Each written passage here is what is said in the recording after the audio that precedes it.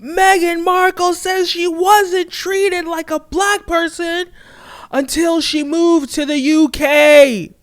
So, guys, if you don't know, now you know. Prince Harry and Meghan Markle's documentary on Netflix, it's a limited series on Netflix, is out. I haven't watched it yet. I'm gonna watch it, but there are some clips on there, and she's talking about not being treated like a black person until she moved to the UK. Now, there's some UK personalities that have reacted to this. I'm gonna watch this. I'm gonna talk about this, and I grew up in the UK. Also lived equally in the US and UK and West Africa. A little bit more time in America. UK, pretty even. But I'm going to give you my take on this because this to me is very interesting. So let's see what this is all about. Let's get into this. All right. First, I'm going to play Meghan Markle's. Like always, very different to be a minority but not be treated as a minority right off the bat. Obviously now people are very aware of my race because they made it such an issue when I went to the UK, but before that, most people didn't treat me like a black woman. So that talk didn't have to happen for me. Very different to be a minority but not be treated as a minority right off the bat. Obviously now people are very aware of my race because they made it such an issue when I went to the UK, but before that,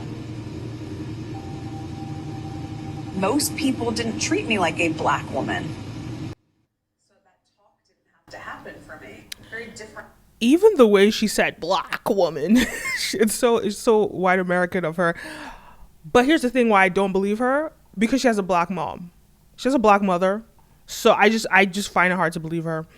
If she had a white mom, like fair, I could believe you. But because she has a black mom, I find it hard to believe. But I'm gonna play devil's advocate here. So I want to hear some people's takes. ZZ Mills is a personality, social media personality, radio host, or she has some like talk shows and stuff. I'm gonna check out what she has to say about this, and then we're gonna go from there. Know how over racially ambiguously racist America is. Wait, hold on.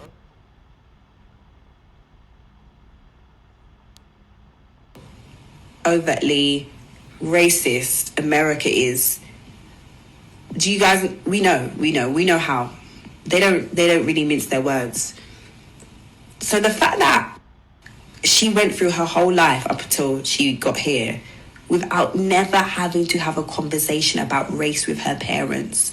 Do you know how mad that is? Do you know how mad that is? Do you know how white passing you have to be to never experience the quote unquote struggles of a black woman or what it's like to be a black woman? What I don't understand is, why is it her fault that she's white passing? Why is this something to sort of like dog her for, that she's white passing? Like, can you control how other people treat you in the world? No. So why is this Meghan's fault? Let that just sink in. And that's what I mean about colorism. Like, colorism is so fucking real that you can live in a country like America, and also the environment, Hollywood, that like the ideal skin tone for you guys know, racially ambiguous, amazing, like everyone can relate to you. But I just thought it was, I've said this before about her anyway, I've always said that I don't feel like how she's been treated by the media is right or anything, and I don't condone that. But I think it's interesting that she didn't really align with her blackness until all of this started happening. And I think that's an interesting conversation to be had and to be explored. So that's really funny to me. Look at how she twisted it and said she didn't align with her blackness. No, that's not what she said. This is a woman that has a black mother. We see this type of behavior with because mothers spend more time with their children, right? So we see this type of behavior with, mixed race kids that have white mothers. Yeah, we see that, but you're not going to see this with somebody that has a black mom, because a black mom is black and understands the black experience and is going to teach you about navigating the world as a black person. Now, I say all that, and as someone that has uniquely lived in the UK for 10 years of my life, lived in, the US for a little bit longer, but also have lived in California where Meghan grew up, I can understand what Meghan is saying. I don't know if she grew up in California, but I know she lived a good amount of time in California. And yes, I can understand how she can say that she didn't understand, she didn't know she was black. Personally, as someone that, went to boarding school in the UK, even just lived in the UK, I didn't know I was black until I moved to America, until I moved to New York City. I didn't know I was black, because everything in America is, you're black, you're white, you're black, you're white. They're always like pronouncing somebody's race. They're always pointing out somebody's race. So like for me, I didn't know I was black until I moved to New York City. And that's like a port. That's like a very international place. And I didn't know I was black. And this is from living in the UK, going to private schools, going to just living in the UK, didn't experience that racism, right? But when it comes down to it, at the same time, the UK's racism is different from the US's racism. And it was moving to America that let me understand the depths of racism that I experienced in the UK that I didn't even realize. Like the type of racism that you wouldn't even understand until 20 years later. That's how strategic the UK is with their racism and covering it up. But where you see the racism in the UK is in the workplace, and is in the fact that they're just racist in their hiring process, right? Another place that you see racism in the UK is in the media. And as somebody that knows very famous black British celebrities, some of whom have decided they can't live in the UK because they get way more backlash from the media than their white counterparts, those people decided America is even a better place to live because America is used to famous black people. That is the difference. So yes, for the average person navigating life in America, you will experience more racism. But for somebody that works in the entertainment industry, where or even in the workplace even too, where affirmative action is implemented to ensure that black people get opportunities, and those things are not implemented in the UK. Those things are not, people can literally not hire you in the UK because you're black, and it's legal. That is not going to fly in America because people fought for their rights. I'm not saying that black population haven't fought, but to the extent that America, the civil rights movement, they fought for it because America is so overt with their racism. You see it on them. And so this is how black people knew exactly what to tackle. But in the UK, the racism is invisible. It's so hard for you to even see it, right? It's not overt. At least my experience in the UK and most of my friends, it's not in your face that you don't even know where to begin. You don't even know how to tackle it. And can I just also add that the UK is an indigenous white country and America is not a white country. Yes, America is the mass population in this country. It's declining, but America is not indigenously white. And America is a country of immigrants. That makes a huge difference. That is how, the US just is a melting pot of different cultures. And so in the media, you're going to get Italians, you're going to get Germans, you're going to get, different kinds of white Jewish people. You're going to get black people. You're going to get Korean people. You're going to get different cultures represented in American society. In the UK, it's white. Just walk around in the UK. I've never seen so many white people in my life. Every time I go back to London or go back to anywhere in the UK, just coming from living in America or coming from even just like living in Asia or wherever, going to Asia. I've never lived in Asia, but go to Asia. Obviously, you see Asian people when you walk around Asia. That's an indigenous Asian country. When you go to Nigeria or Africa, it's indigenously black. So you're going to see more black people.